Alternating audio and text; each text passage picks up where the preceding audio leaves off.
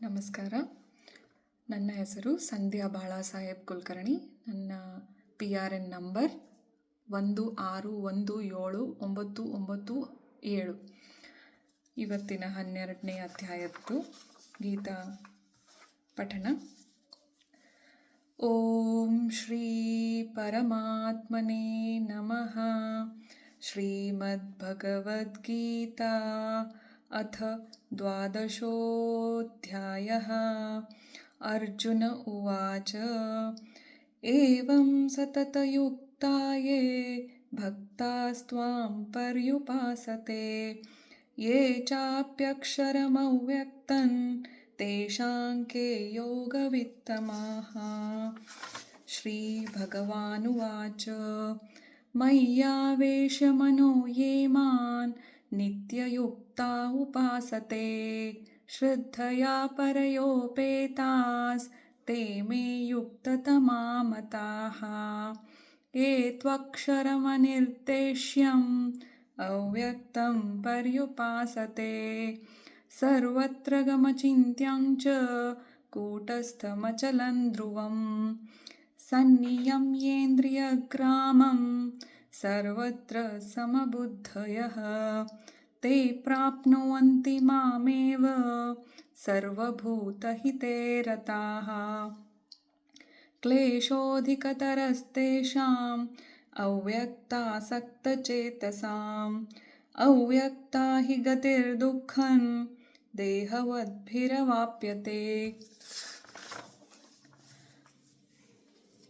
ಯೇ ತು ಸರ್ವಾಣಿ ಕರ್ಮಾಣಿ ಮಯಿ ಸನ್ಯಸ್ಯ ಮತ್ಪರಾಃ ಅನನ್ಯೇನೈವ ಯೋಗೇನ ಮಾಂ ಧ್ಯಾಯಂತ ಉಪಾಸತೆ ತೇಷಾಮಹಂ ಸಮುದ್ಧರ್ತಾ ಮೃತ್ಯು ಸಂಸಾರಸಾಗರಾತ್ ಭವಾಮಿ ನ ಚಿರಾತ್ ಪಾರ್ಥ್ ಮಯ್ಯಾವೇಶಿತಚೇತಸಾಂ.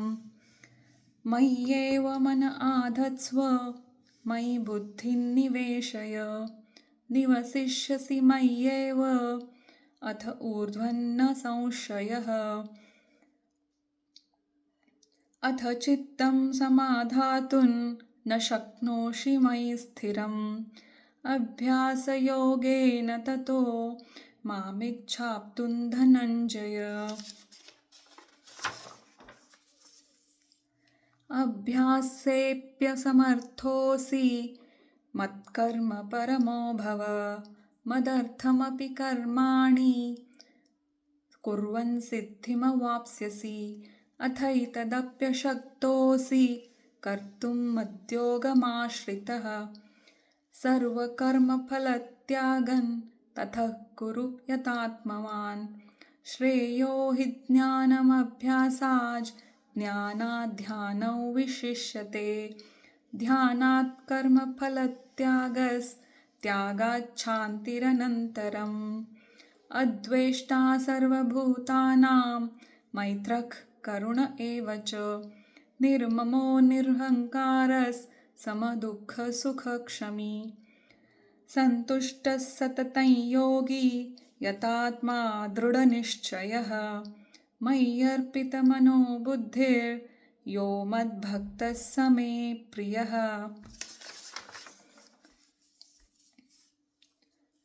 ಯಸ್ಮಾನ್ನೋ ದ್ವಿಜತೆ ಲೋಕೋ ಲೋಕಾನ್ನೋ ದ್ವಿಜತೆ ಚ ಯಃ ಹರ್ಷಾಮರ್ಷಭಯೋದ್ವೇಗೈರ್ ಮುಕ್ತೋ ಯಃ ಸ ಚ ಮೇ ಪ್ರಿಯಃ.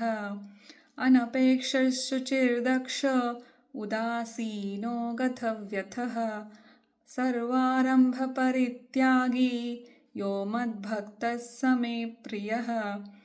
ಯೋ ನ ಹೃಷ್ಯತಿ ನ ದ್ವೇಷ್ಟಿ ನ ಶೋಚತಿ ನ ಕಾಂಕ್ಷತಿ ಶುಭಾಶುಭ ಪರಿತ್ಯಾಗಿ ಭಕ್ತಿಮಾನ್ಯಃ ಸ ಮೇ ಪ್ರಿಯಃ. ಸಮಃ ಶತ್ರೌ ಚ ಮಿತ್ರೇ ಚ ತಥಾ ಮಾನಾಪಮಾನಯೋಃ ಶೀತೋಷ್ಣ ಸುಖ ದುಃಖೇಷು ಸಮಃ ಸಂಗ ವಿವರ್ಜಿತಃ. ತುಲ್ಯನಿಂದಾಸ್ತುತಿರ್ಮೌನಿ ಸಂತುಷ್ಟೋ ಯೇನ ಕೇನಚಿತ್ ಅನಿಕೇತಃ ಸ್ಥಿರಮತಿರ್ ಭಕ್ತ भक्तिमान् मे प्रियो नरः। ये तु धर्म्यामृतमिदं यथोक्तं पर्युपासते श्रद्धाना मत्परमा भक्तास्तेऽतीव मे प्रियाः। ॐ तत्सदिति श्रीमद्भगवद्गीतासु उपनिषत्सु ब्रह्मविद्यायां योगशास्त्रे श्रीकृष्णार्जुनसंवादे भक्तियोगो नाम 12. ॐ श्रीकृष्णार्पणमस्तु। जय श्रीकृष्ण।